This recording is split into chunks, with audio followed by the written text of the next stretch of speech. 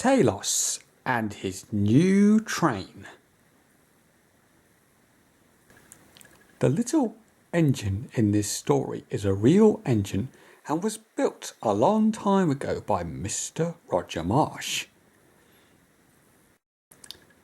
He was named Talos from a story about a giant. Talos has a sister engine, Tinkerbell, and together they helped build the Moors Valley Railway, where both engines can still be seen today. Talos is Tinkerbell's younger brother.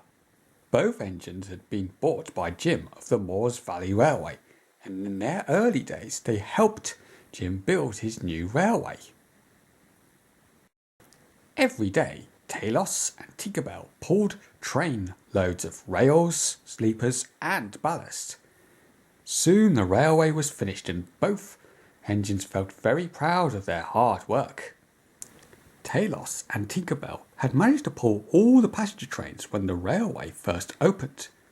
But because Jim had built more engines since then, Talos was not needed so often. He now spent most of his days in the dark at the back of the engine shed. He would much rather have been out in the fresh air and the sun, working hard with his train and feeling important. Early one morning, Talos was woken by Jim, who told him he was being borrowed by another railway for a couple of months. Talos felt pleased and excited at the thought of being busy again. However, as he rolled onto the turntable, he looked at the stranger who was going to take him away and felt very uneasy. He didn't know why, but he didn't like the look of this man. Over the next few weeks, the man made Talos work very hard indeed. He would normally have loved the hard work, but the man never spoke to him or cleaned him, and worst of all, he never oiled him. Without oil, an engine's pistons wear out very quickly. Steam was soon leaking past them, making it difficult for him to push his wheels around. By the time Talos was brought back to the Moors Valley Railway, he was very poorly indeed. He felt so miserable as he was unloaded from the van and pushed again into the dark at the back of the engine shed. He wished he could tell Jim about his leaking pistons, but Talos knew that no one would find out until the next time he had steam in his boiler. A few days later, Jim had a visit from a friend called Mr. Boot, who had a splendid garden railway that was to be used for a charity gala day. Mr. Boot was expecting lots of people to attend and needed another engine for his special day. Jim offered to lend him Talos and told him he was one of his most reliable and hard-working engines. If only they knew how bad he felt. It was the day of the gala, and Mr. Boot was busy preparing Talos for his day's work.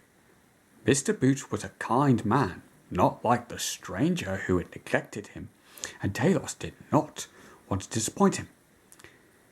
However, he knew the railway had very steep hills and the engines would need to be very strong for this occasion.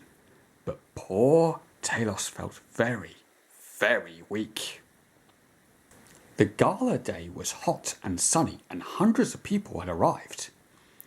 Talos's first train was filled with cheering passengers, and although he should have been very happy, all he could think about were his sore pistons.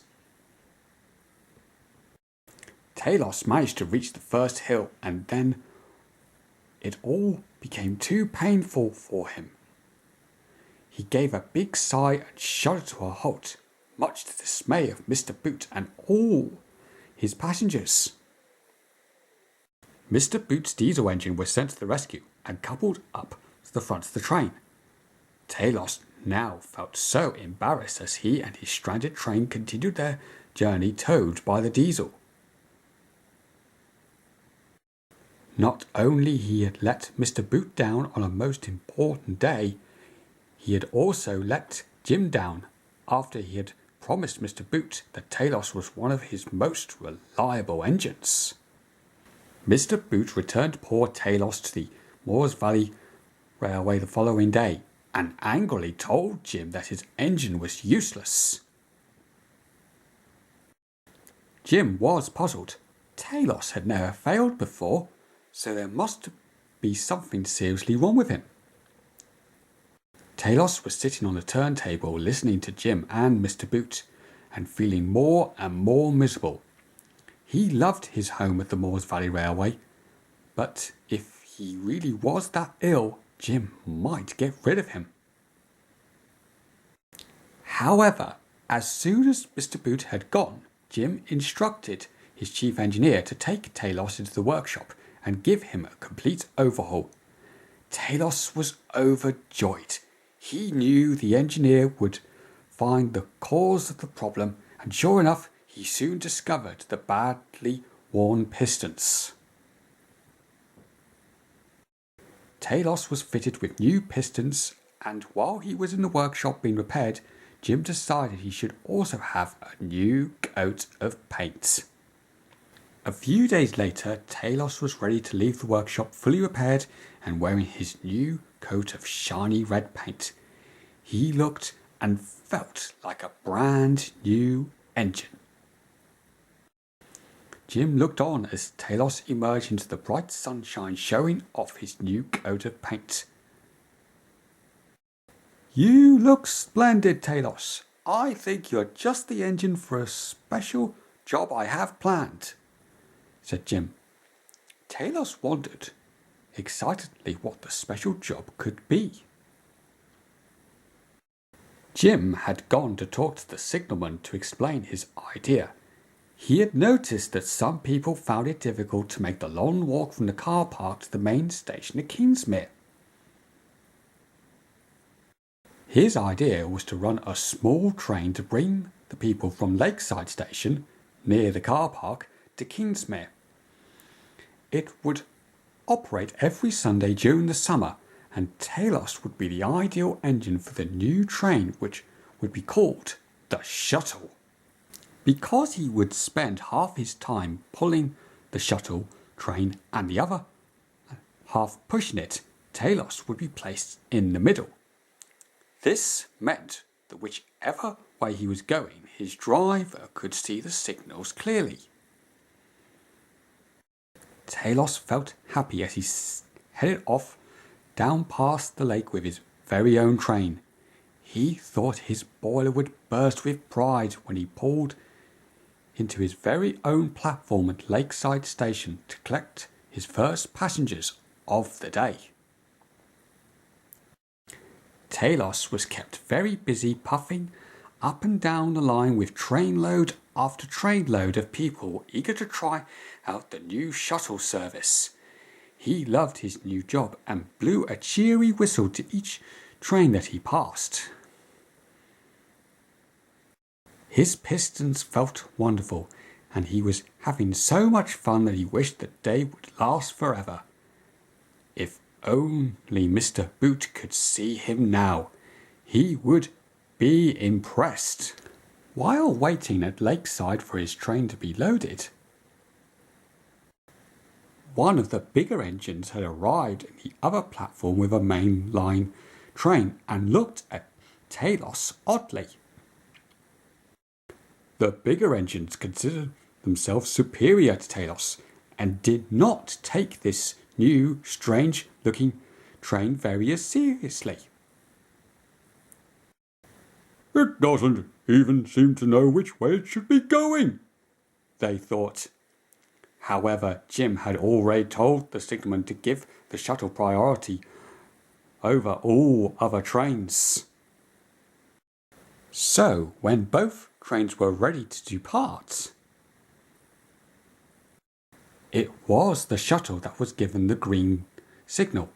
Talos tried hard not to feel smug as he left the station. All the other engines would definitely have to take his train seriously now.